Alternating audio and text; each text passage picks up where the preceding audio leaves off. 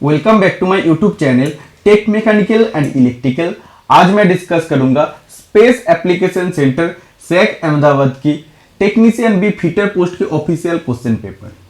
Question paper में total 80 question पूछा गया था और आज का वीडियो में 50 क्वेश्चन तक मैं डिस्कस करूंगा।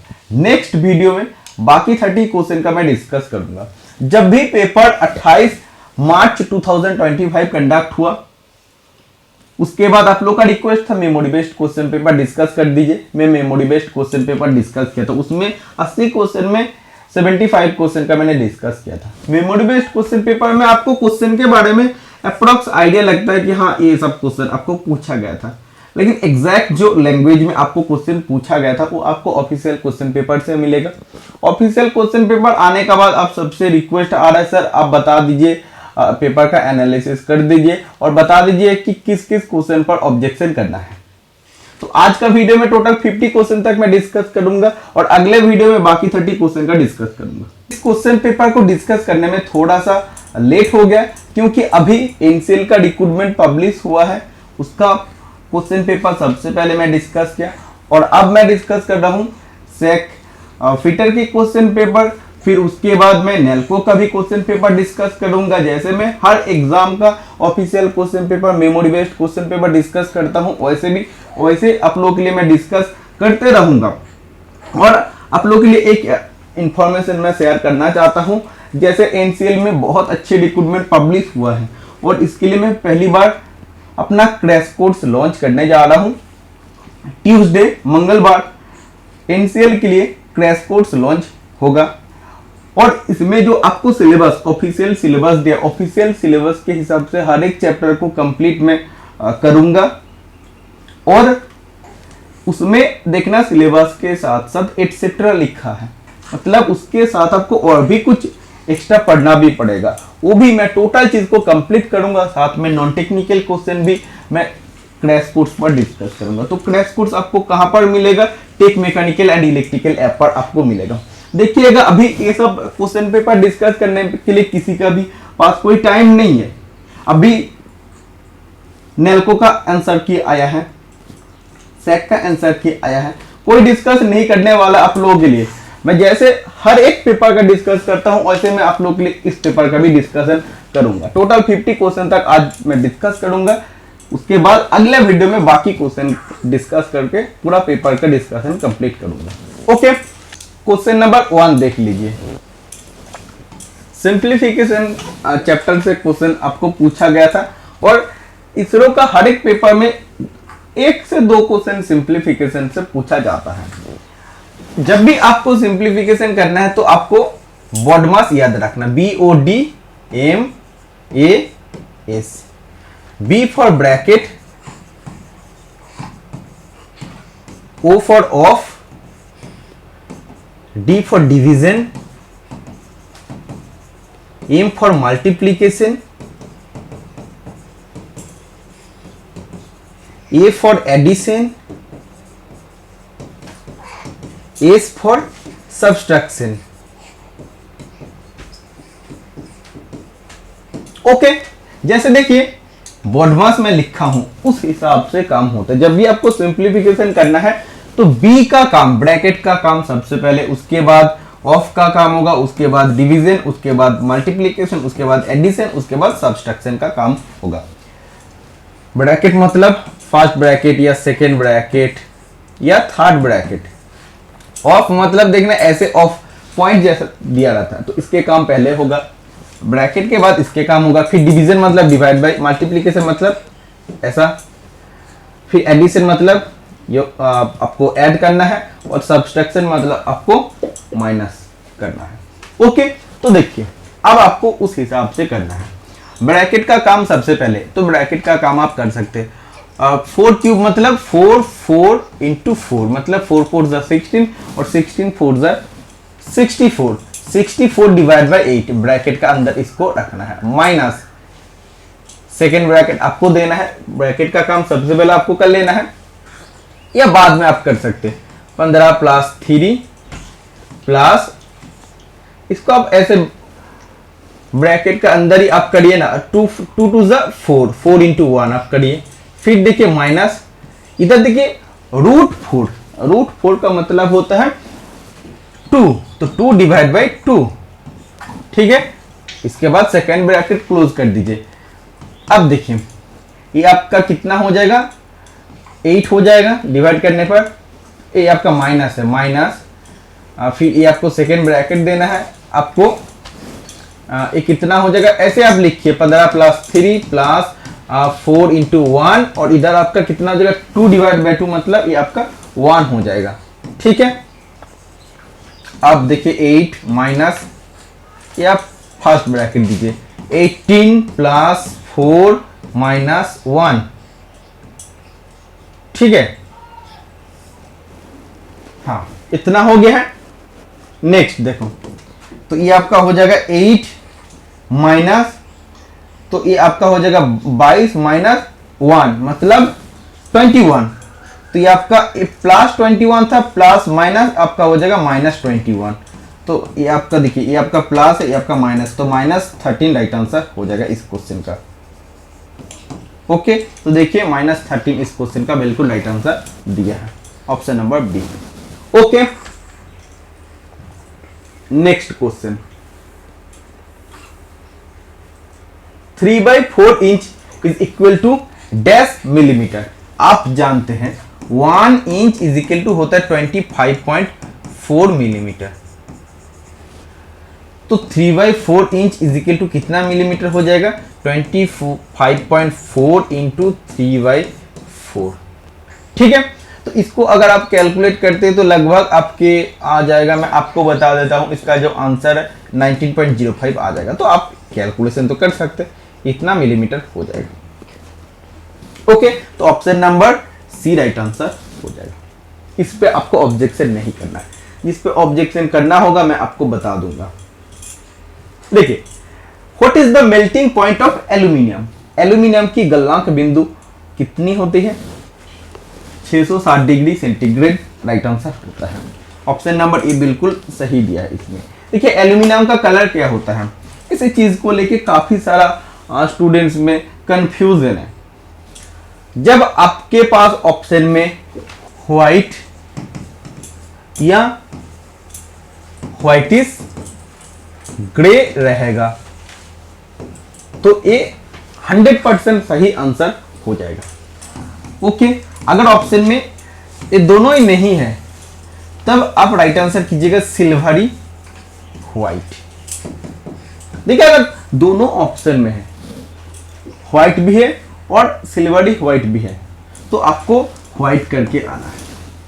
या ऑप्शन में व्हाइटिश ग्रे है और सिल्वरी व्हाइट है, तो आपको व्हाइटिश ग्रे राइट आंसर करके आना है। एल्यूमिनियम का डेंसिटी होता है 2.7 ग्राम पर सेंटीमीटर क्यूब। इसके डेंसिटी कम होने के कारण ये लाइट होता है, जिसका जितना डेंसिटी कम होगा वो उतना ज्यादा हल्का होगा, इसीलिए हम लोग इसे एयरक्राफ्ट इंडस्ट्री पर यूज करते हैं। ओके, इसका ओर क्या होता है, इसका ओर होता है बॉक्साइट, बॉक्साइट। ओके, इसका एलॉय होता है डुरालुमिन, हिंडालिम। ओके,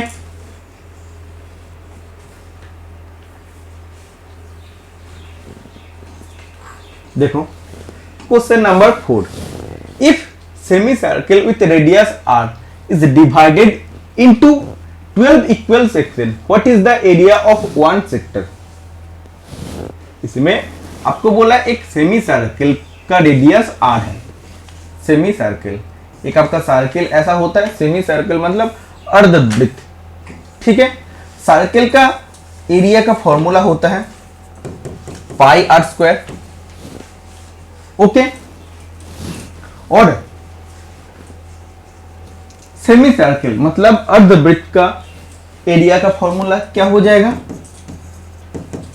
पाई आर स्क्वायर। तो अर्धवृत्त है मतलब हाफ ऑफ फुल सर्कल है, तो ये आपका हो जाएगा डिवाइड बाय 2। ओके, तो देखिए इस पोर्शन को अब अगर हम लोग 12 इक्वल पार्ट में डिवाइड करते हैं, 12 इक्वल पार्ट में ऐसे डिवाइड करते हैं, तो एक एक पार्ट का एरिया क्या हो जाएगा, टोटल देखिए एरिया इतना है। इसे अगर हम लोग 12 और पार्ट में डिवाइड करते हैं तो एक एक पार्ट का एरिया कितना हो जाएगा, तो डिवाइड बाय 12 आपको कर देना है। ठीक है, तो इधर आपका कितना आ जाएगा, pi R square divide by 24 आपका राइट आंसर हो जाएगा। तो देख लीजिए option number A right answer बिल्कुल सही दिया है।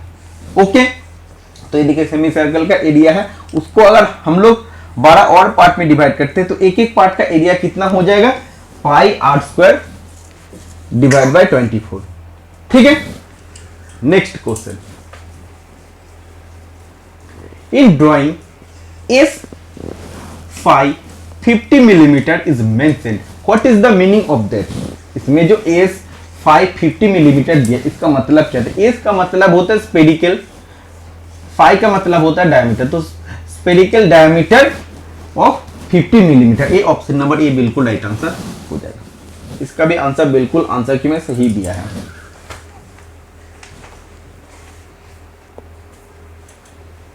Question number 6, what is the purpose of the plate shown in the image below.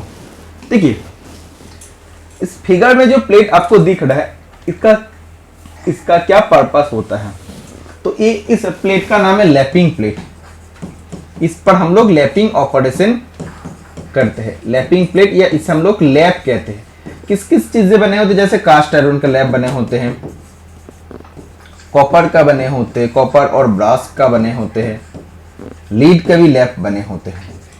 एक चीज आप याद रखिए, लैप हमेशा सॉफ्टर होते हैं वर्कपीस से, लैप हमेशा नरम होता है वर्कपीस की तुलना में।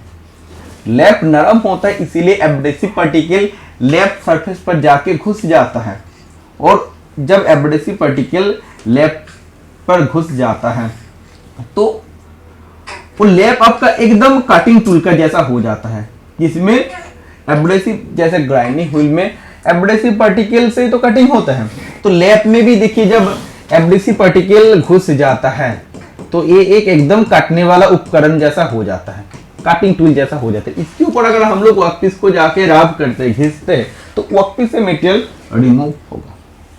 ओके, ये चीज आप याद रखिए। तो देखिए इस क्वेश्चन का राइट आंसर हो जाएगा फॉर लैपिंग ऑपरेशन। तो इस प्लेट का काम क्या होता है, लैपिंग ऑपरेशन के लिए इसे सहायता करना। और लैपिंग का अलाउंस कितना होता है, लैपिंग अलाउंस, लैपिंग अलाउंस होता है 0.005 मिलीमीटर टू 0.01 मिलीमीटर। देखिए अगर आपको थ्योरी डिटेल में पढ़ना है, एकदम डीपली हर एक चैप्टर को क्लियर करना है, किसी भी एग्जाम में जाइए, आप एनसीएल में दीजिए, इसरो में दीजिए, डीआरडीओ के लिए प्रिपरेशन कीजिए, किसी भी एग्जाम के लिए प्रिपरेशन कीजिए, आपके जो बेसिक चैप्टर्स होते हैं उसकी थ्योरी आपको बहुत अच्छा से कंप्लीट करना पड़ेगा। वेट कीजिए एक बार, देखिए अगर आप लोग थ्योरी का बेसिक कॉन्सेप्ट क्लियर करना चाहते हैं तो एनसीएल क्रैश कोर्स आप ज्वाइन कर सकते हैं, जिसमें मैं हर एक चैप्टर को डीपली, बहुत डीपली एनालिसिस किया, सेफ्टी चैप्टर से शुरू करके जितना भी आपके चैप्टर है, hand tool, cutting tool, measuring tool, marking tool, heat treatment, limit fit tolerance, forging, soldering, brazing, welding, lathe machine, और भी आप चैप्टर बता दीजिए, जितना भी है सब चैप्टर को डिटेल में थ्योरी को क्लियर किया हूं, हर एक चीज को मैं कंसेप्ट का साथ आप लोगों को समझाया हूं। तो देखिए आप इसरो के लिए तैयारी कर रहे हैं, ठीक है, आपको लग सकता है कि मैं एनसीएल का बैच कह लूं, आप लोगों के लिए भी कुछ दिन बाद जब इसरो का वैकेंसी लॉन्च होगा तो वैकेंसी जब भी आएगा इसरो के लिए भी अलग से बैच रहेगा। जिस भी स्टूडेंट ने एनसीएल के लिए फॉर्म फिलअप करने वाले हैं उन सभी स्टूडेंट के लिए मैं बोलूंगा ये आप लोगों के लिए बेस्ट ऑप्शन होगा। इसमें आपको हर एक चैप्टर को डिटेल में मैं पढ़ाऊंगा। देखिए एनसीएल में आपको सिलेबस दिया है, ठीक है, लेकिन लास्ट में देखना एटसेट्रा लिखा है, उसी में सब कुछ जाके खत्म हो जाता है। अगर आप उतने ही पढ़ के जाते हैं ना तो एग्जाम में आपको काफी सारा आउट ऑफ सिलेबस क्वेश्चन देखने को मिलेगा। इसीलिए देखिए ट्रेड थ्योरी को मैं फुल कॉन्सेप्ट का साथ क्लियर करूंगा, उसके साथ साथ मैथ, जीके, जनरल अवेयरनेस और डिजाइनिंग भी डिस्कस करूंगा। जिस तरह से क्वेश्चन आपको पिछला साल में पूछा गया तो उसी का हिसाब से पूरा प्रिपरेशन में आप लोग के लिए कराऊंगा। और ये रिकॉर्डेड बैच रहेगा, ऑलरेडी मेरा वीडियो रिकॉर्डेड है। और टेक्नीशियन फिटर के लिए जो भी स्टूडेंट आप फॉर्म फिलअप करने वाले हैं, आप मंगलवार ट्यूसडे इस कोर्स पर आप लोग एनरोल कर सकते हैं। इसके लिए आपको tech mechanical and electrical app download करना है। वेट कीजिए, डिस्कशन पर चलते हैं। देखिए ये आपको समझ आ गया। While using file, cut shall be taken on। जब हम लोग फाइल यूज करते हैं तो फाइल के किस स्ट्रोक में कटिंग होता है? फाइल के जो फॉरवर्ड स्ट्रोक होते हैं वो कटिंग स्ट्रोक होते हैं, और जो बैकवर्ड स्ट्रोक होता है वो नॉन कटिंग स्ट्रोक होता है, या बैकवर्ड स्ट्रोक को आप बोल सकते हैं रिलीज स्ट्रोक होता है। ओके, तो जो कटिंग स्ट्रोक होता है उसमें हम लोग क्या करते हैं? पुश करते हैं। तो पुश स्ट्रोक में मेटल कटिंग होता है। तो देखिए ऑप्शन नंबर ए बिल्कुल राइट आंसर हो जाएगा। जब हम लोग फाइल यूज करते हैं तो कट किस स्ट्रोक में होता है? पुश स्ट्रोक में कट होता है। ओके, और पुल स्ट्रोक में नॉन कटिंग स्ट्रोक होता है, उसमें मेटेरियल कटते नहीं। देखिए इसमें एक क्वेश्चन हिंदी में है, बिना टूटे तनाव में मेटेरियल को खींचे जाने की क्षमता को क्या कहा जाता है? मतलब विदाउट फ्रैक्चरिंग किसी भी मेटेरियल को जब हम लोग टेंशन में खींचते हैं तो उससे हम लोग किस प्रॉपर्टी कहते हैं, धातु का किस गुण कहते हैं? उससे हम लोग डक्टिलिटी कहते हैं। जैसे हम लोग तार बनाते हैं ना, उसमें हम लोग क्या करते हैं? उसमें हम लोग तार को खींचते हैं और उतना लंबा होता है। तो टेंशन में जब भी हम लोग खींचते हैं उसमें कोई भी फ्रैक्चर या क्रैक नहीं होता है, क्योंकि वो डक्टाइल मटेरियल है। अगर डक्टाइल मटेरियल नहीं होता तो जब भी आप टेंशन में ज्यादा खींच देंगे तो उसमें क्रैक आ जाएगा, फ्रैक्चर आ जाएगा। ओके, तो बिना टूटे तनाव में मटेरियल को खींचे जाने की क्षमता को क्या कहते हैं? इसे हम लोग कहते हैं डक्टिलिटी। ओके, अगर बोलते हैं कि चादर बना सकते हैं तो चादर बनाने के लिए मेलेबिलिटी प्रॉपर्टी होता है। 1 bar is equal to 10 to the power 5 pascal होता है। 10 to the power 5 मतलब 1 के बाद 5 जीरो होगा। तो देखिए कौन सा में है? 1 2 3 4, ये आपका राइट आंसर हो जाएगा, ऑप्शन नंबर 3। ओके, देखो पास्कल किसका यूनिट है? प्रेशर का यूनिट है। प्रेशर मतलब क्या होता है? प्रेशर मतलब होता है फोर्स अपन एरिया। ओके, मतलब किसी भी एरिया पर जितना ज्यादा फोर्स लगते हैं उसे हम लोग प्रेशर कहते हैं। Next question number 10, to transmit motion and power between 90 degree intersecting shaft axis what type of gear is utilize? जब देखिए आपको बोला है 90 डिग्री इंटरसेक्टिंग शाफ्ट के साथ जब आपको पावर मोशन ट्रांसमिट करना पड़ेगा तो तब कौन सा गियर सबसे उपयुक्त होता है? जब आपको 90 डिग्री में पावर ट्रांसमिट करना पड़ेगा, 2 गियर इसमें अवेलेबल होता है। एक होता है बिवेल गियर और दूसरा ऑप्शन होता है worm and worm gear. Bevel gear में स्पीड में कोई भी चेंजेस नहीं होता है, परिवर्तन नहीं होता है, लेकिन worm wheel and worm shaft में 90 डिग्री में तो पावर ट्रांसमिट करता है, लेकिन इसमें स्पीड रिडक्शन हो जाता है। तो देखिए वर्म एंड वर्म गियर तो ऑप्शन में है नहीं, सिर्फ बिवेल गियर है, तो बिवेल गियर राइट आंसर हो जाएगा। जैसे हैंड ड्रिलर मशीन में उसमें बिवेल गियर 90 डिग्री में पावर ट्रांसमिट करते हैं। ओके, तो ऑप्शन नंबर बी बिल्कुल सही आंसर दिया है। ये जो भी थ्योरी आप देख रहे हैं ना, सब क्वेश्चन आप लोग के लिए कॉमन हो जाएगा अगर आप थ्योरी को क्लियर करते हैं अच्छे से। और जो भी मैं थ्योरी क्लास में आप लोग को पढ़ाया हूं उसमें आप नॉर्मली लिमिट फिट टॉलरेंस है, लिमिट फिट टॉलरेंस में आपको कितना बताएगा, जितना मैक्सिमम जो भी सिस्टम आप लोग का मतलब अनकॉमन भी है जो आप लोग आज तक पढ़े नहीं वो भी मैं आपको बताया हूं। माइक्रोमीटर आप कितने टाइप पढ़ते हैं? नॉर्मली इनसाइड, आउटसाइड और डेप्थ माइक्रोमीटर।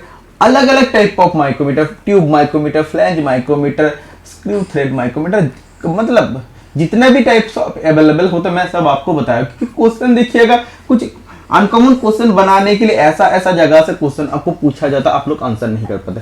इसीलिए थ्योरी का क्लास बहुत सुंदर तरीका से मैं रिकॉर्ड किया हूं आप लोगों के लिए, और ये सब आप लोगों के लिए कॉमन क्वेश्चन होगा। Which one of the following is not good property of cutting fluid? निम्नलिखित में से कौन सा कटिंग फ्लूइड की एक अच्छे प्रॉपर्टी नहीं होता है? ऑप्शन नंबर ए बिल्कुल सही हो जाएगा। Should have high evaporation rate, मतलब उसका इवापोरेशन रेट ज्यादा होना पड़ेगा, मतलब जल्दी जल्दी वो भाप बनकर उड़ जाएगा, वो रेट आपको ज्यादा होना पड़ेगा। नहीं, वो रेट आपको ज्यादा नहीं होना पड़ेगा। वो जल्दी जल्दी अगर गर्म होकर भाप बनकर उड़ जाएगा तो कटिंग फ्लूइड आपका खपत होगा।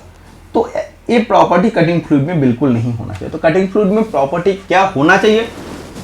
कटिंग फ्लूइड में आग नहीं लगना चाहिए, जितना भी हीट हो जाए आग नहीं लगना चाहिए। शुड नॉट फोम और फ्यूम, झांक जैसे या धुआं धुआं जैसे बनना नहीं चाहिए ज्यादा। शुड नॉट करोड वर्कपीस और मशीन टूल, कटिंग फ्लूइड आप जब यूज करते हैं तो उसके कारण वर्कपीस और कटिंग टूल पे जंग नहीं लगना चाहिए। ठीक है, तो ये सब उसके प्रॉपर्टी होना चाहिए, लेकिन ये जो ऑप्शन नंबर ए है ये नहीं होना चाहिए। इवापोरेशन रेट मतलब जल्दी जल्दी वो भाप बन के उड़ जाएगा, तो ऐसा प्रॉपर्टी नहीं होना चाहिए। Question number 12, which one of the following is not part of combination set, निम्नलिखित में से कौन सा कॉम्बिनेशन सेट का पार्ट नहीं होता? कॉम्बिनेशन सेट से हम लोग एंगल को माप सकते हैं 1 डिग्री की एक्यूरेसी में। ठीक है, तो देखिए इसमें हम लोग माप भी सकते हैं, मेजर भी कर सकते हैं और मार्किंग भी कर सकते हैं कॉम्बिनेशन सेट से। इसमें स्क्वायर हेड होता है, सेंटर हेड होता है, प्रोटेक्टर हेड होता है। प्रोटेक्टर हेड 1 डिग्री की एक्यूरेसी में 1 से 180 डिग्री तक एंगल को मार्क कर सकते, मेजर कर सकते हैं। ओके, और स्क्वायर हेड सिर्फ 45 डिग्री और 90 डिग्री एंगल को माप सकते हैं और मेजर कर सकते हैं।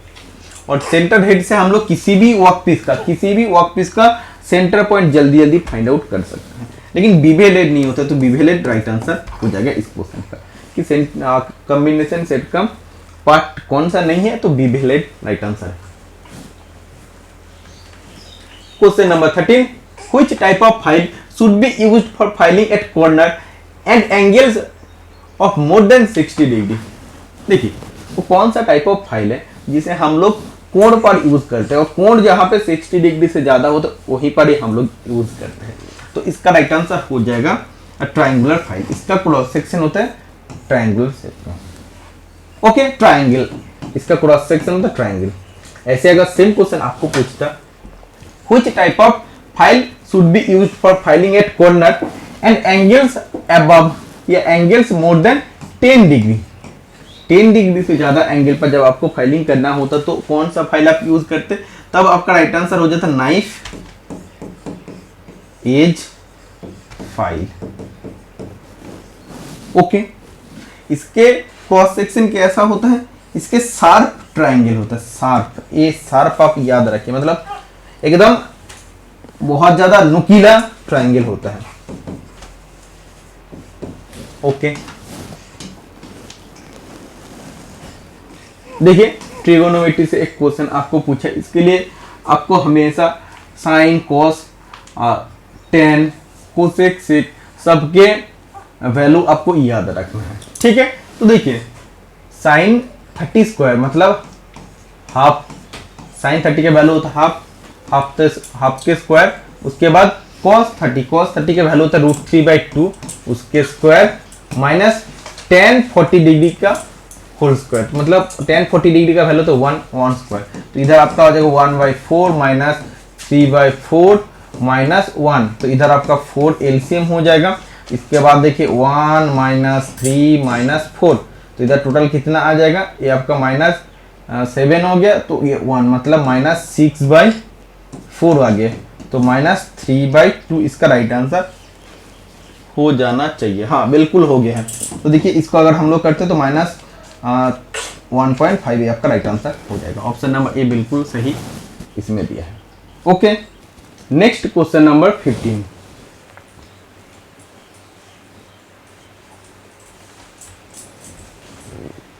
Warning sign shown in image below is for। देखिए ये जो साइन आप देख रहा है एक किस टाइप ऑफ साइन है? वार्निंग साइन है, वार्निंग साइन है। ठीक है, वार्निंग साइन का शेप कैसा होता है? ट्रायंगुलर शेप होता है, ट्रायंगुलर शेप होता है। और इसके बैकग्राउंड होता है, बैकग्राउंड, ये आपको याद रखना है हर एक चीज। बैकग्राउंड येलो कलर होता है और इसके symbol, symbol and border black colour का होता है। ये सब चीज आपको याद रखना है। और वार्निंग साइन आपको हमेशा वार्न करता है कि इसमें खतरा है, इसमें आपका नुकसान हो सकता है। तो देखिए ऐसा अगर आपको सिंबल किसी भी जगह में दिखता है, मतलब इसमें रिस्क ऑफ इलेक्ट्रिक शॉक, मतलब इस जगह में इलेक्ट्रिक शॉक लगने का रिस्क है। Okay, question number 16, drawing system, sorry drawing symbol shown in the image is for. इसमें जो आपको ऐसा एक सिंबल आपको दिख रहा है, इसके मतलब क्या होता है? देखिएगा, जब भी आपको जॉब दिया जाता है उसमें किसी भी जगह में ऐसे एक सिंबल आपको दिया जाता है, तो इस सिंबल के मतलब होता है आपको थ्रेड काटने के लिए बोला है। तो कैसा थ्रेड होगा जॉब पर? इंटरनल थ्रेड होगा जो आपको टैप से काटना पड़ेगा। ठीक है, तो इंटरनल थ्रेड काटने के लिए ऐसा सिंबल हम लोग वर्कपीस पर, सॉरी ड्राइंग पर हम लोग यूज करते हैं। ओके, ये भी बिल्कुल सही आंसर दिया आंसर की पर। What is the unit of energy? जैसे देखिए इसरो के लिए मेरा ऐप में, tech mechanical and electrical app में टेस्ट सीरीज अवेलेबल है, उसमें 25 सेट आप लोग के लिए मिल जाता है। और जो भी क्वेश्चन इसमें पूछा है ना, सब आपके लिए कॉमन पूछा है। एनर्जी का यूनिट क्या है, जो भी आप थ्योरी देख रहे हैं, इसमें ज्यादा हार्ड पेपर नहीं पूछा है। कुछ स्टूडेंट बोल रहा था कि ये पेपर हार्ड था, ऐसा नहीं है। मैं पूरा पेपर देखा हूं, इसमें हार्ड वाला क्वेश्चन हमें तो कहीं नहीं मिला। देखिए एनर्जी का यूनिट क्या है, मैं काफी बार आप लोग को बोला हूं कि एनर्जी का यूनिट होता है जूल। जैसे काइनेटिक एनर्जी का यूनिट होता है जूल, पोटेंशियल एनर्जी का यूनिट होता है जूल, और इसका यूनिट होता है जूल। हीट का भी यूनिट होता है जूल, हीट का भी यूनिट होता है जूल।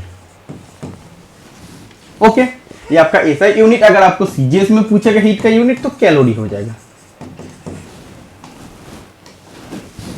नेक्स्ट, वाट किसका यूनिट? वाट होता है पावर का यूनिट। ओके, न्यूटन पर मीटर किसका यूनिट होता है? न्यूटन पर मीटर होता है surface tension, surface tension. Okay,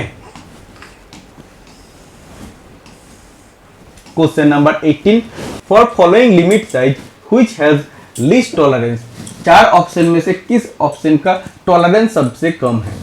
देखिए सबसे पहले टॉलरेंस का फॉर्मूला आप जानते हैं, टॉलरेंस इज इक्वल टू होता है maximum limit of size minus minimum limit of size. Okay, maximum limit, इसका फॉर्मूला होता है basic size plus upper division. Minimum limit, इसका फॉर्मूला होता है basic size plus lower division. इसमें देखिए बेसिक साइज आपका 60 है।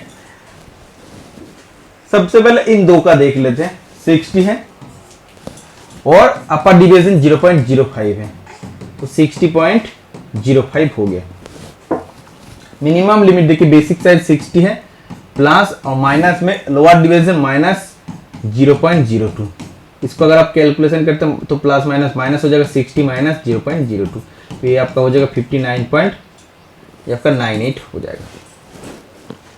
ओके, अब देखिए इसका टॉलरेंस कितना हो जाएगा? इसका टॉलरेंस हो जाएगा 60.05 माइनस 59.98, मतलब इसका टॉलरेंस हो जाएगा 0.07। ओके, देखिए इसमें पॉइंट के बाद 2 संख्या है, पॉइंट के बाद 2 संख्या, लेकिन इसमें देखिए पॉइंट के बाद 1, पॉइंट के बाद 1, मतलब ये सब वैल्यू ज्यादा है। तो ये 2 ऑप्शन पहले ही देख के आपको काटना है।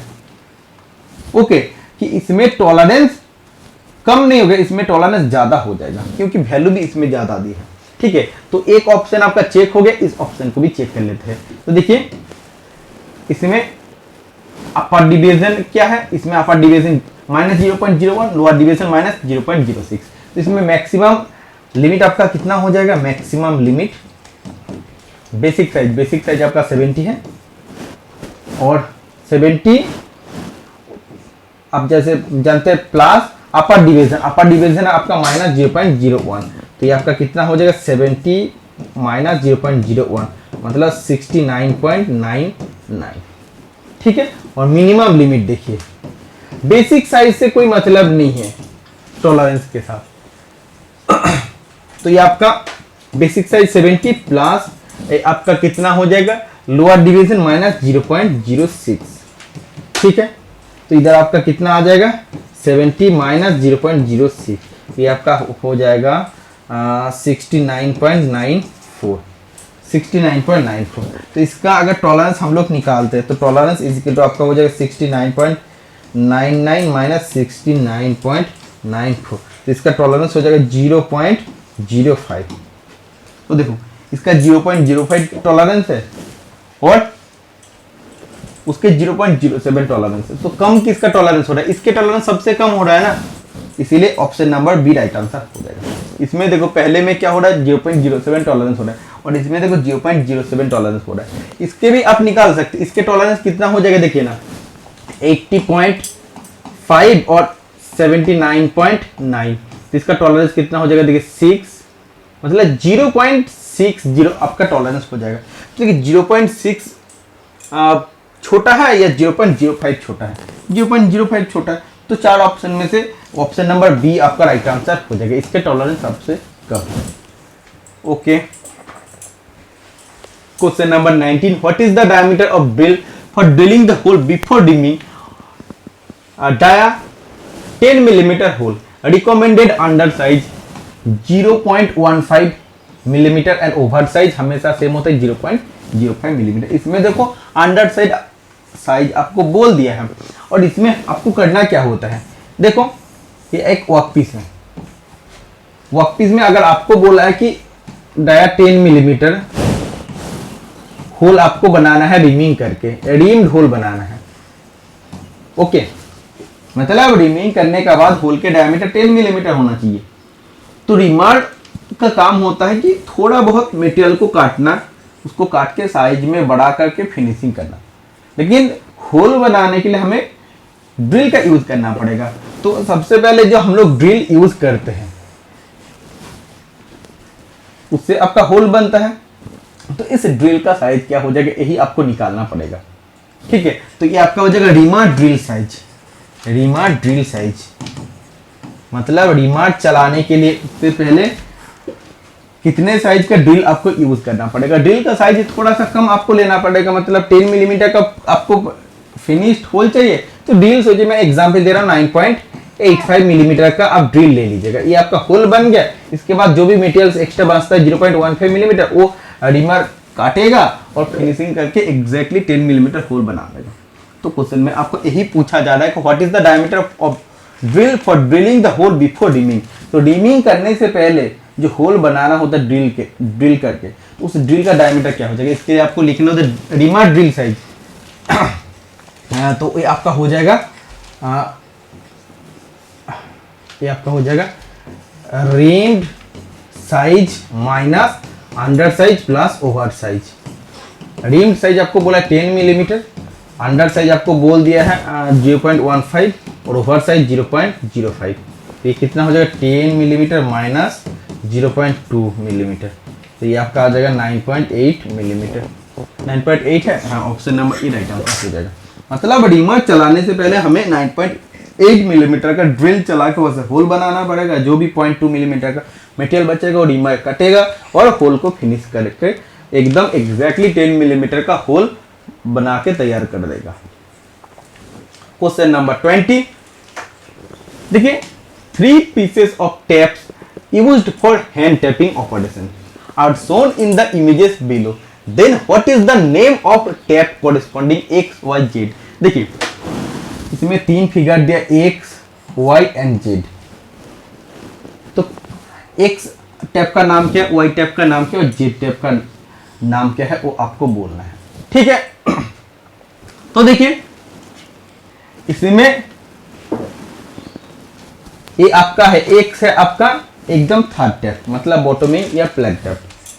ओके, y फर्स्ट टैप मतलब टैपर टैप और z सेकेंड टैप मतलब intermediate tap.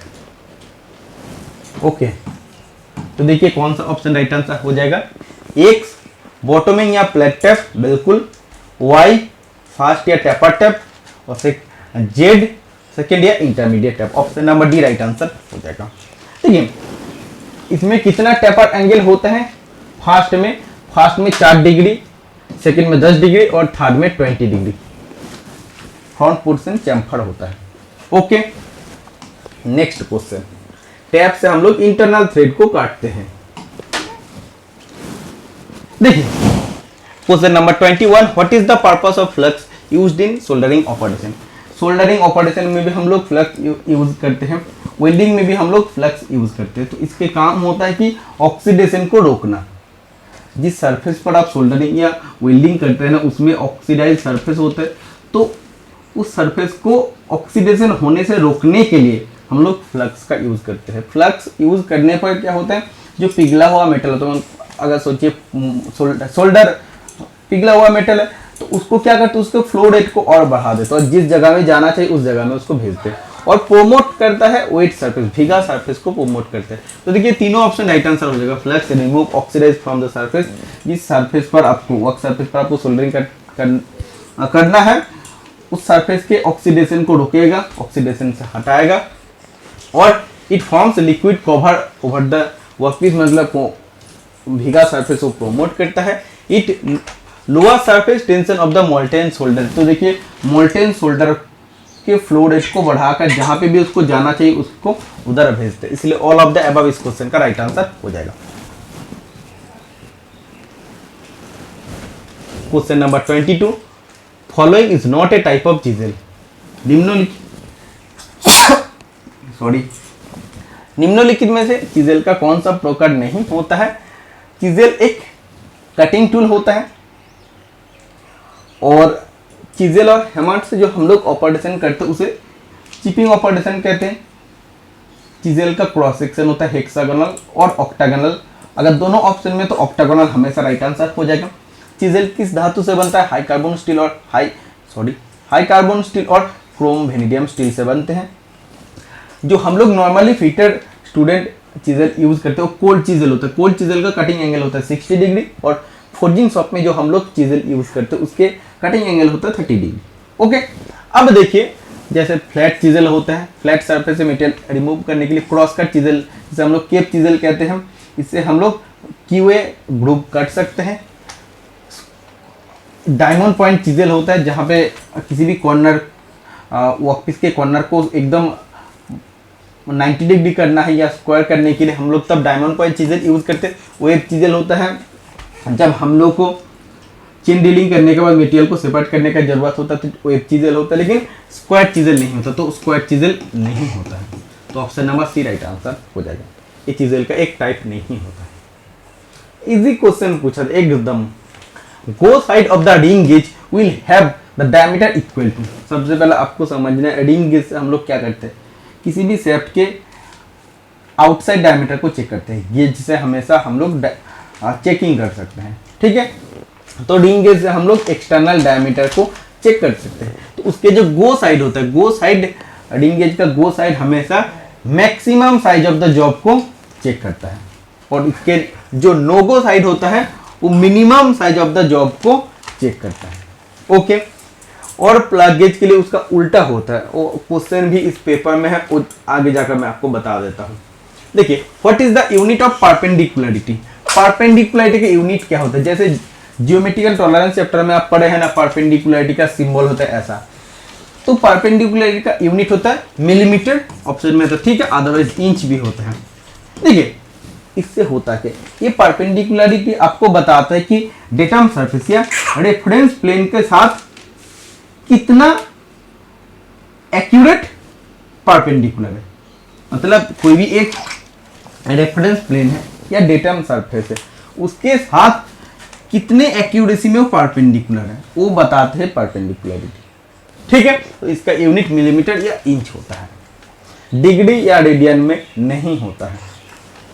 Next question number 25, if x is 5 and y is 4 and x cube plus y plus 41 z cube is equal to x square plus y cube plus z cube, then find the value of Z. इसमें X का value बोला है, Y का value बोला है, Z का मान आपको सिर्फ निकालना है। तो एक्स क्यूब मतलब 5 क्यूब प्लस वाई मतलब 4 plus 41 Z cube is X square 5 square plus Y cube मतलब 4 क्यूब प्लस जेड क्यूब। ठीक है, तो इधर आपका हो जाएगा 125 प्लस 4 प्लस 41 जेड क्यूब। तो इधर आपका हो जाएगा 25 प्लस 64 प्लस जेड क्यूब। ठीक है, तो इधर देखिए जेड क्यूब इधर ही रहेगा, तो हम लोग इसे जेड क्यूब को इधर लाते हैं। तो 41 Z cube minus Z cube is equal to 25 plus 64, तो 9 इधर आपका हो जाएगा 8, और इधर ये आपका 129 हो रहा है तो माइनस 129 हो जाएगा। ठीक है, तो 41 Z cube minus Z cube, तो ये आपका 40 जेड क्यूब हो जाएगा। और फिर इधर देखिए आपका कितना होता है 40 हो रहा है। ठीक है, तो Z cube is equal to आपका हो जाएगा 40/40। वेट, ये आपका -40 है ना, हाँ, तो ये आपका हो जाएगा Z cube is equal to -1, Z is equal to आपका हो जाएगा, ये भी आपका -1 हो जाएगा। तो देखिए -1 ऑप्शन में आ रहा है, तो -1 बिल्कुल ऑप्शन में आ रहा है। ठीक है, क्योंकि देखिए ये आपका -129 हो रहा है तो -40 हो जाएगा। ओके, समझ आ गया। बहुत सिंपल क्वेश्चन आपको एग्जाम में पूछा था। As gauge number increases from 0 to 36 the diameter of wire और थिकनेस ऑफ शीट। देखिए जो वायर गेज होता है जिसे हम लोग SWG कहते हैं, मतलब स्टैंडर्ड वायर गेज। ठीक है, स्टैंडर्ड वायर गेज इस 0 से 36 नंबर में अवेलेबल होता है। जब भी 0 से आगे बढ़ता है 1 2 3 4 5 10 12 15 20 25 आगे जितना बढ़ता है उसके साथ साथ वायर का डायमीटर या शीट का थिकनेस क्या होता है, कम होता है। मतलब 0 से जितना आगे बढ़ेगा वायर का डायमीटर या शीट के थिकनेस उतना कम होते जाएगा। समझ आ गया है, तो ये आपका डिक्रीजेस ऑप्शन नंबर ए बिल्कुल सही दिया है। Question number 27, what should be rod diameter for external threading of M20 into 2.5 millimetre using die. तो देखिए आपको बोला है किसी भी एक शेफ्ट है,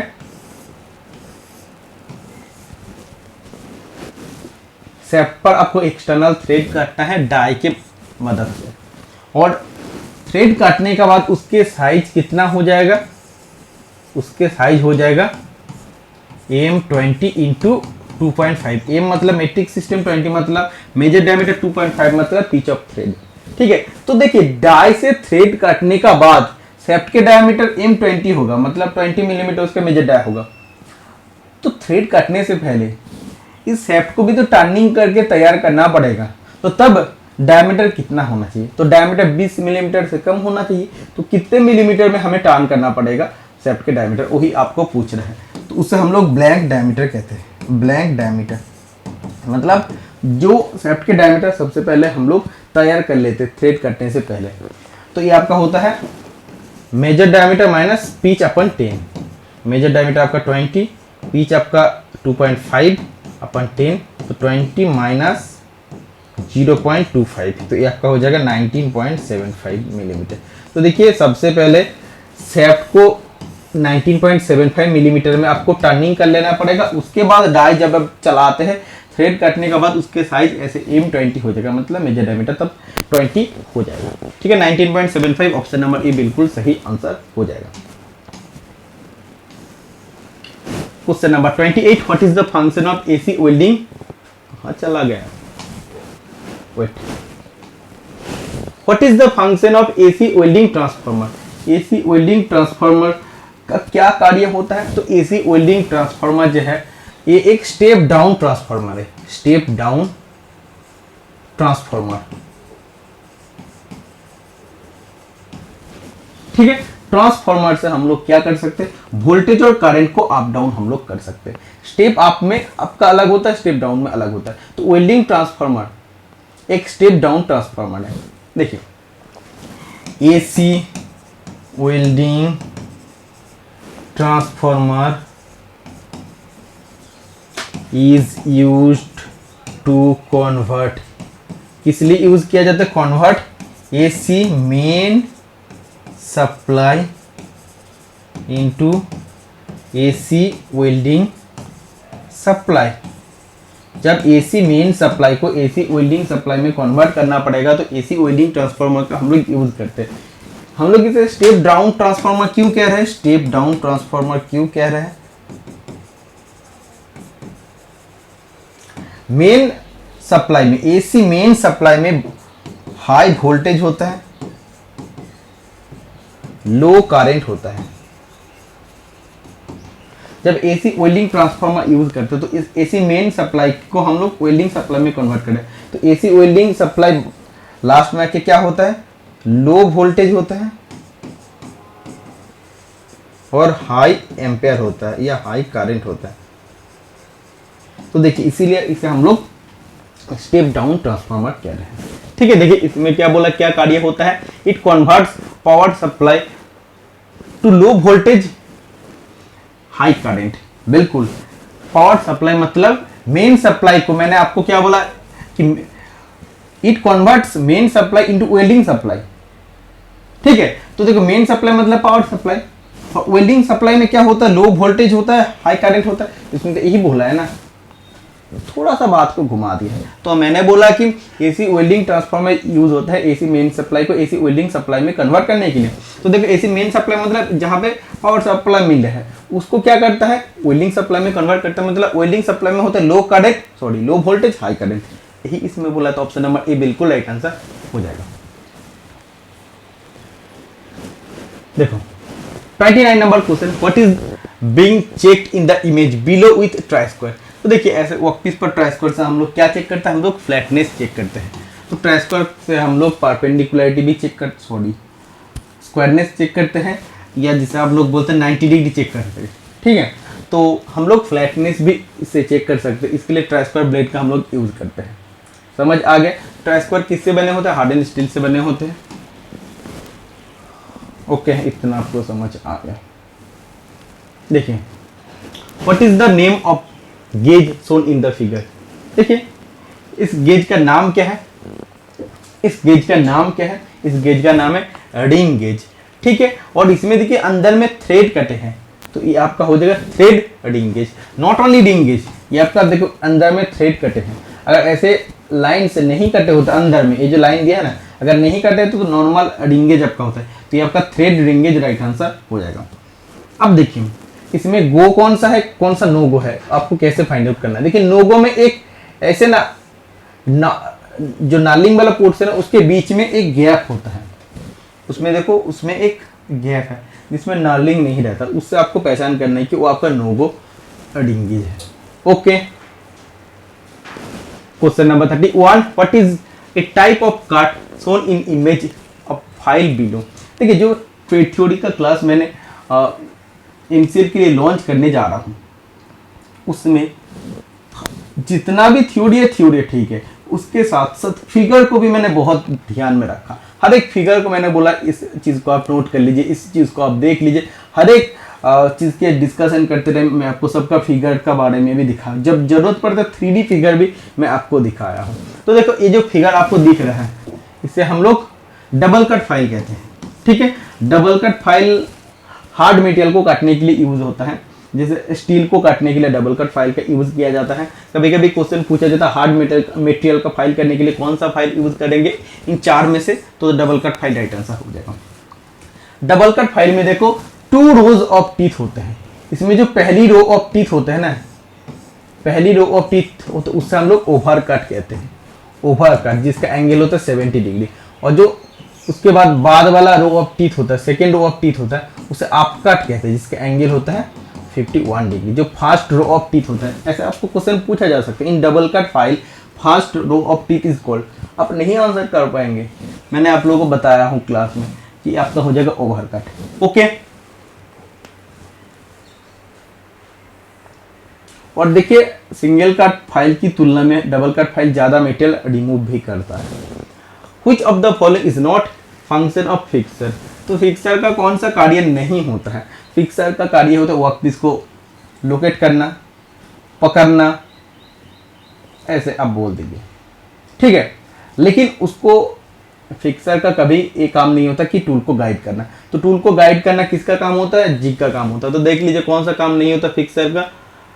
टूल गाइडिंग। तो टूल गाइडिंग फिक्सर का काम नहीं होता है। एक किसका काम होता है? जिग का काम होता है। जिग वर्कपीस को लोकेट भी करता है, पकड़ता भी है और साथ साथ टूल को गाइड भी करता है। Purpose of frosting process. Frosting process के क्या उद्देश्य होता है? फ्रॉस्टिंग प्रोसेस को हम लोग फ्लेकिंग प्रोसेस भी कहते हैं।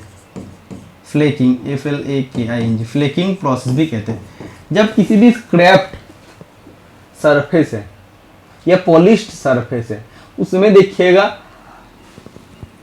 उसमें अगर लुब्रिकेशन का जरूरत है, नॉर्मली मैं आपको बताता हूँ, कोई भी सरफेस आप फाइल से फिनिश कर दिए हैं, स्क्रैपर से अगर आप फिनिश करते हैं तो वो और क्या होगा? और परफेक्ट फिनिश होगा। और इस सरफेस में लुब्रिकेशन का जरूरत है। तो किसी भी लुब्रिकेशन अगर आप यूज करते हैं तो रहेगा। पॉलिश्ड सरफेस है, मतलब लुब्रिकेशन आप जब भी डालेंगे तो कहीं ना कहीं से वो साइड से निकल जाएगा। तो उस सरफेस में ऑयल रिटेंशन करने के लिए, मतलब तेल को उसमें उसके जगह में, प्रॉपर जगह में रखने के लिए, उसके सरफेस में प्रॉपरली रखने के लिए हम लोग ऑयल रिटेंशन करते हैं। तो उसमें क्या होता है? उसमें अलग से हम लोग सरफेस को डेकोरेट कर देते हैं। ओके, देखिए, frosting is a process in which scraped metal surface is decorated with the use of hand scraper. Frosting एक ऐसा प्रोसेस होता है जिसमें हम लोग किसी भी स्क्रैप्ड मेटल सरफेस में ऑयल का रुकावट करने के लिए या ऑयल को ठहराने के लिए हम लोग हैंड स्क्रैपर से जो डेकोरेट करते हैं उसे फ्रॉस्टिंग प्रोसेस कहते हैं। Frosting can also be called flaking, इसे हम लोग फ्लेकिंग भी कहते हैं। When A pattern finish is form on A polished और स्क्रैप्ड फ्लैट सरफेस, जब किसी भी स्क्रैप्ड या पॉलिश्ड फ्लैट सरफेस पर वैसे पैटर्न बन जाते हैं, ऐसे पैटर्न बन जाते हैं, इसमें ऑयल अब रुकने लगेगा, ठहरने लगेगा, ठीक है। Frosting is use as a way increasing oil retention और ऑन स्क्रैप्ड और पॉलिश्ड सरफेस। में आपको यही बोला कि फ्रॉस्टिंग का यही काम होता है कि उस सरफेस में लुब्रिकेशन का कंटिन्यूअस जरूरत है। और लुब्रिकेशन तब रहेगा जब अगर उसमें हम लोग फ्रॉस्टिंग करेंगे, मतलब उसमें थोड़ा सरफेस में पैटर्न कुछ बना देंगे, तभी वो रह पाएगा, ठीक है। तो इतना ही देखिए इंपॉर्टेंट है फ्रॉस्टिंग के बारे में। तो इसमें फ्रॉस्टिंग हम लोग क्यों करते हैं? To increase oil retention on scrapped metal surface, मतलब किसी स्क्रैप मेटल सरफेस में पानी का तेल का ठहराने के लिए, तेल ठहराने के लिए हम लोग फ्रॉस्टिंग करते हैं, ठीक है। 1 metre is equal to dash feet. 1 metre is equal to हो जाएगा 3.28 फीट। ये सिंपल क्वेश्चन है, आप आराम से याद रख सकते हैं। यूनिट चैप्टर इसीलिए है, वो आपको हर एक यूनिट आपको याद रखना पड़ेगा। 1 पाउंड इज इक्वल टू कितना KG, 1 ounce is equal to कितना केजी, ये सब चीज आपको याद रखना है। 1 cubic metre is equal to कितना केजी, ये सब आपको याद रखना है। 1 giga pascal is equal to dash kilo pascal. तो 1 giga pascal is equal to 10⁶ kilo pascal, क्योंकि देखिए peta, exa, tera, giga, mega, kilo, उसके बाद हेक्टा, डेका, मीटर, ऐसे होता है। तो इसमें जो भी डिफरेंस है ना, 10⁻³ का डिफरेंस है, 10⁻³ का डिफरेंस, 10⁻³ का डिफरेंस है, 10⁻³ का डिफरेंस है, 10⁻³ का डिफरेंस है, ठीक है। तो इसमें देखो, इसमें गीगा बोला है, मतलब गीगा से मेगा 10⁻³ और मेगा से किलो और 10⁻³, तो 10⁻³ प्लस 3, तो ये आपका हो जाएगा 10⁻⁶, ठीक है। तो 1 giga pascal is equal to 10⁻⁶ kilo pascal. Okay, next question number 36। पूरा पेपर में सिर्फ एक ही क्वेश्चन हमें अच्छे लगे, वो है ये वाला question. An UNC thread is specified as 1/4 inch -20, then find the pitch of the thread in millimetre. देखिए इसमें इंच में बोला है और मिलीमीटर में आपको पिच निकालने के लिए बोला है। सबसे पहले आपको जानना है यूएनसी थ्रेड, इसका फुल फॉर्म होता है unified national course thread. Okay, देखिए आपको पिच निकालने के लिए बोला है, तो देखिए थ्रेड स्पेसिफिकेशन आपको ऐसा दिया है। आप जानते हैं पिच इज इक्वल टू होता है 1/TPI। TPI, इसमें TPI का फुल फॉर्म होगा थ्रेड्स पर इंच। और देखिए ये आपका क्या इंडिकेट कर रहा है, इंडिकेट 20 थ्रेड पर इंच, मतलब 1 इंच में कितना थ्रेड है, 20 थ्रेड है। और इधर आप देखिए 1/TPI, 1 मतलब इंच है। और आप जब पिच निकालेंगे, पिच इन मिलीमीटर जब आपको निकालना है, तो इधर क्या हो जाएगा, 1 इंच इज इक्वल टू होता है 25.4 मिलीमीटर अपन TPI होगा। TPI मतलब थ्रेड्स पर इंच, थ्रेड्स पर इंच कितना है, टोटल 20 है, तो पिच इज इक्वल टू हो जाएगा 25.4 अपन 20, तो पिच इज इक्वल टू हो जाएगा 1.27 millimetre. 1.27 millimetre, option number D right answer हो जाएगा। बहुत इंपॉर्टेंट क्वेश्चन है, इस चीज को आप ध्यान रखिए। ओके, और आप लोग एक कॉपी कीजिए, जो भी इंपॉर्टेंट क्वेश्चन आपका, कुछ नया क्वेश्चन आपको मिलेगा उसको आप नोट डाउन कर लीजिएगा। जब भी किसी ना किसी पेपर में डिस्कस करते हो, उसमें आपको लगभग 4 से 5 क्वेश्चन आपको न्यू मिल जाता है, एकदम नया क्वेश्चन मिलता है, वो आपको नोट डाउन करना है। Algebraic difference between minimum limit of size and corresponding basic size is called. देखिए लिमिट फिट टॉलरेंस एक ऐसा चैप्टर होता है जिसमें सभी स्टूडेंट को प्रॉब्लम होता है कि कौन सा अपर डिवीजन, कौन सा लोअर डिवीजन, कौन सा मैक्सिमम अलाउंस, कौन सा मिनिमम अलाउंस, कौन सा फिट क्या, ये सब चीज आप लोग के ना माइंड में टोटली एकदम मिक्स हो जाता है। तो लिमिट फिट टॉलरेंस को मैंने बहुत अच्छा से क्लियर किया हूं। तो अगर आप एमसीएल के लिए प्रिपरेशन कर रहे हैं तो आप जाके जरूर क्रैश कोर्स पर एनरोल कीजिए। उसमें लिमिट फिट टॉलरेंस में आपको हर एक चीज के बारे में आपको समझाया हूं। एक बार वीडियो अगर आप देख लेते हैं, 3 वीडियो उसमें है आपको मिलेगा, तो 3 वीडियो देखने के बाद आपको लिमिट फिट टॉलरेंस में एटलीस्ट मैं आपको बता सकता हूं कोई भी प्रॉब्लम नहीं होगा। तो देखिए मिनिमम लिमिट ऑफ साइज मतलब minimum limit minus basic size, इसे हम लोग क्या कहते हैं, इसे हम लोग लोअर डिवीजन या मिनिमम डिवीजन कहते हैं। तो लोअर डिवीजन ऑप्शन में है, लोअर डिवीजन ऑप्शन में है। ऐसे अगर पूछता maximum limit of size minus corresponding basic size, तो maximum limit minus basic size, इससे हम लोग क्या कहेंगे, अपर डिवीजन कहेंगे। ये आपका लोअर डिवीजन, वो आपका अपर डिवीजन हो जाएगा। Okay, next question number 38, what is the minimum size of filler gauge available. Filler gauge हम लोग किस लिए यूज करते हैं, दो मेटिंग पार्ट्स के बीच में जो गैप होता है, गैप को चेक करने के लिए फिलर गेज हम लोग यूज करते हैं। फिलर गेज को हम लोग क्या कहते हैं, फिलर गेज को हम लोग क्लियरेंस गेज कहते हैं, क्लियरेंस गेज कहते हैं।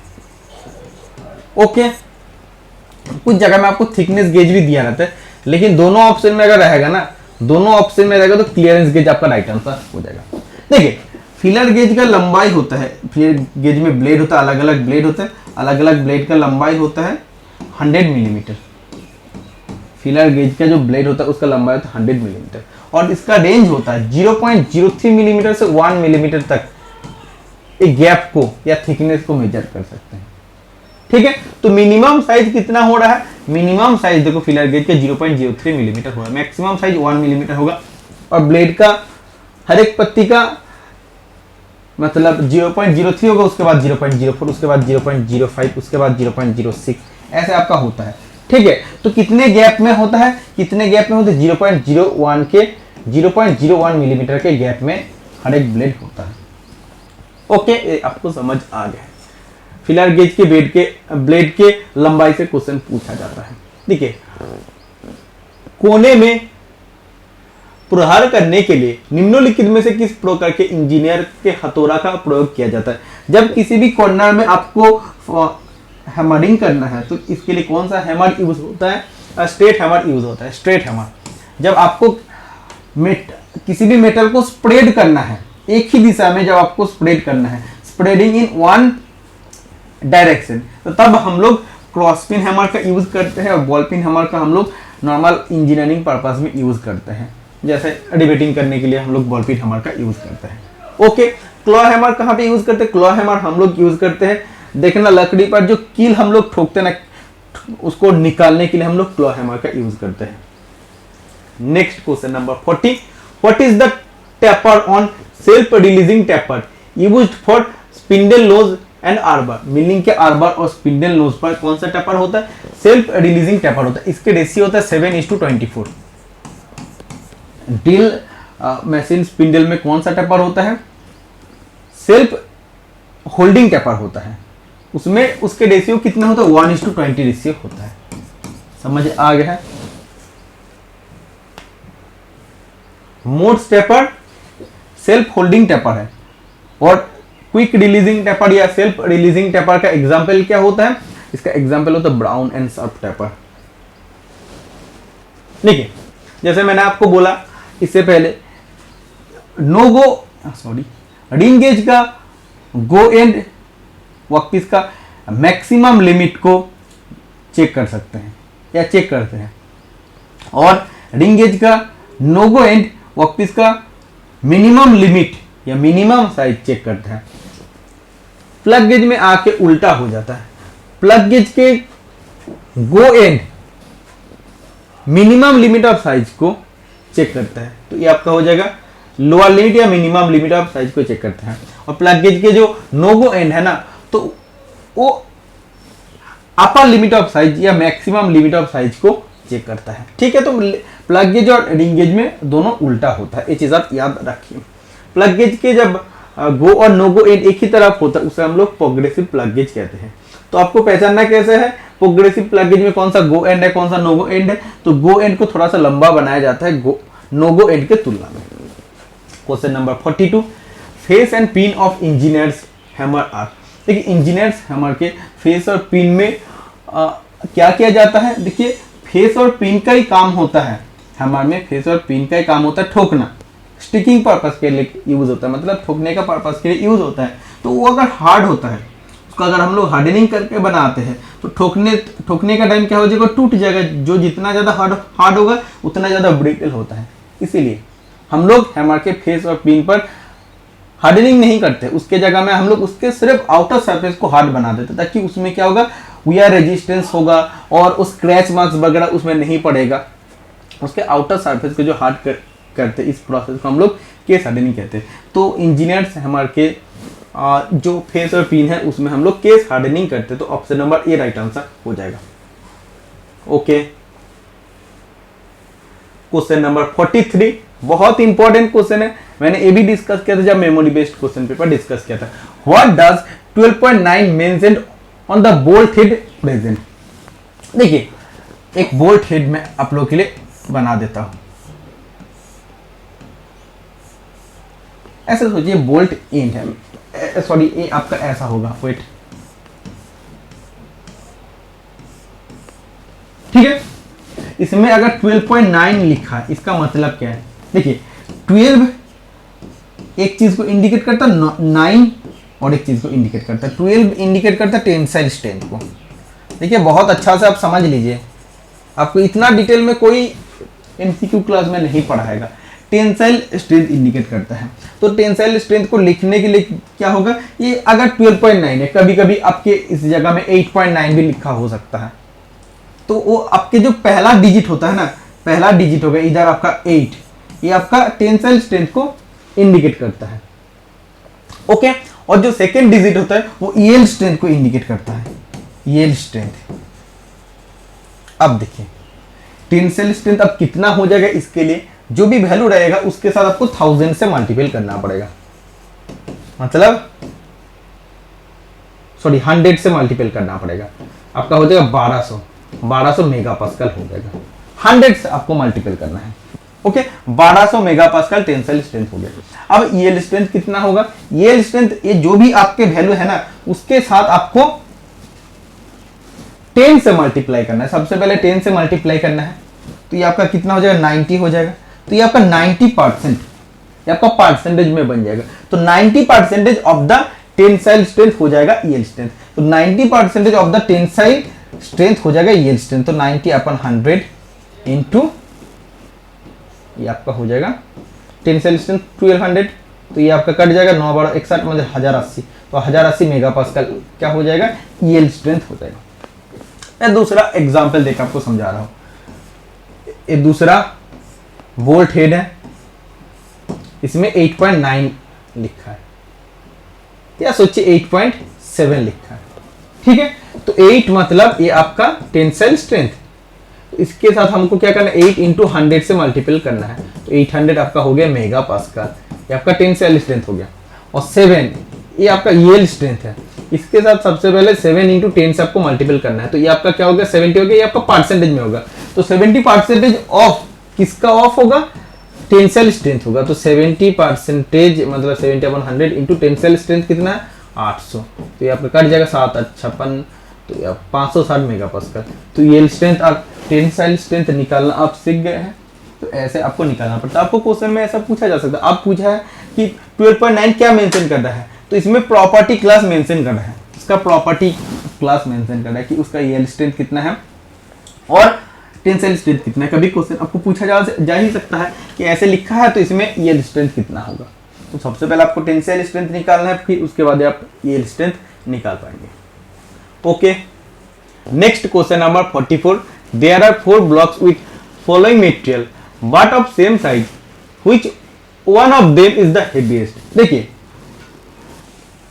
4 सेम साइज का ब्लॉक है लेकिन अलग अलग मटेरियल का है, तो कौन सबसे ज्यादा भारी होगा। 4 ऐसे ब्लॉक है, 1 ब्लॉक, 2 ब्लॉक, 3 ब्लॉक और 4 नंबर ब्लॉक। ठीक है, ये टाइटेनियम का है, ये एल्यूमिनियम, ये HSS और एक कॉपर ब्लॉक है। सेम साइज है लेकिन इन 4 ब्लॉक में से कौन सा ब्लॉक सबसे ज्यादा भारी होगा, जिसका स्पेसिफिक ग्रेविटी ज्यादा होगा वो सबसे ज्यादा भारी होगा। ठीक है, टाइटेनियम का स्पेसिफिक ग्रेविटी लगभग 4.51 के आसपास होता है। ओके, एल्यूमिनियम का आप सभी स्टूडेंट जानते हैं 2.7 होता है, HSS का 7.8 से 8.15 के आसपास होता है और कॉपर के होता है 8.9। तो देखिए स्पेसिफिक ग्रेविटी किसके ज्यादा है, कॉपर के ज्यादा है, तो कॉपर इसीलिए सबसे ज्यादा भारी होगा। तो सेम साइज का ब्लॉक हो सकता है लेकिन इसका स्पेसिफिक ग्रेविटी ज्यादा है, इसलिए कॉपर वाला ब्लॉक ज्यादा भारी होगा। ओके, सबसे हल्का कौन होगा, aluminium block. Question number 45, what is the purpose of parallel block.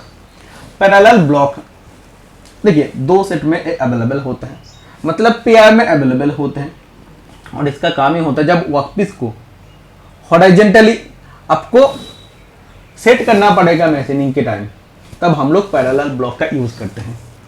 Okay, जब मैशनिंग के टाइम वर्कपीस को हॉरिजॉन्टली सेट करना पड़ेगा तब हम लोग पैरेलल ब्लॉक का यूज करते हैं। Next question number 46, screw thread के निरीक्षण के लिए सर्वश्रेष्ठ वायर वो होते हैं जो थ्रेड के खांचे में रखे जाने पर डैश के निकटतम संपर्क में आ जाता है। ओके, तो देखिए स्क्रू थ्रेड के निरीक्षण के लिए सर्वश्रेष्ठ वायर वो होते हैं जो थ्रेड के खांचे में रखे जाने पर इफेक्टिव डायमीटर के निकटतम संपर्क में आ जाता है। तो ऑप्शन नंबर ए बिल्कुल राइट आंसर हो जाएगा। इफेक्टिव डायमीटर हम लोग कैसे माप सकते हैं, 3 वायर मेथड से माप सकते हैं, अदरवाइज स्क्रू थ्रेड माइक्रोमीटर से भी हम लोग माप सकते हैं। ओके, नेक्स्ट क्वेश्चन आप देख लीजिए 47 number question, what is the function of the washer used in assembly. किसी भी असेंबली में हम लोग वॉशर यूज करते हैं, इसका कार्य क्या होता है। वॉशर यूज करने पर देखिएगा, मैं नॉर्मली बोल रहा हूं, सोचिए 2 पार्ट्स हैं, इसको हम लोग नाट और बोल्ट से जोड़ दिए हैं। ठीक है, तो देखिए अगर हम लोग जोड़ते हैं तो इसमें जो प्रेशर पड़ेगा ना सिर्फ इतनी जगह में ही पड़ेगा, वर्कपीस की इतनी जगह में पड़ेगा। प्रेशर पड़ने पर क्या होगा, ज्यादा प्रेशर पड़ने पर वर्क सरफेस आपका डैमेज हो सकता है। ठीक है, अगर हम लोग बीच में एक वॉशर यूज कर देते हैं, वॉशर बड़ा साइज का होता है, वॉशर बड़ा साइज का, तो उसमें क्या होगा, जितना भी फोर्स होगा वो लार्ज एरिया में डिस्ट्रीब्यूट हो जाता है। जब फोर्स लार्ज एरिया में डिस्ट्रीब्यूट हो जाता है तो प्रेशर आपका कम हो जाता है। नॉर्मली देखिए प्रेशर का फॉर्मूला होता है pressure is equal to force upon area. Force सोचिए 10 न्यूटन है और एरिया पहले वैसा हम लोग यूज नहीं किया। बोल्ट का अगर हम लोग मान लेते हैं कि वेट 10 मीटर स्क्वायर, ठीक है, बोल्ट जिस एरिया में प्रेशर दे रहा था तो वो कितना था, वो 10 मीटर स्क्वायर एरिया था। तो देखिए इसमें प्रेशर कितना हो जाएगा, प्रेशर इसमें 1 मीटर स्क्वायर हो जाएगा। ठीक है, लेकिन अगर हम लोग एरिया को बढ़ा देते हैं, फोर्स आपका सेम ही रहेगा। एरिया अगर सोचिए 20 न्यूटन, अगर 20 मीटर स्क्वायर हो गया। तो इसमें आपका प्रेशर कितना हो जाएगा, 0.5 पास्कल आपका प्रेशर हो जाएगा।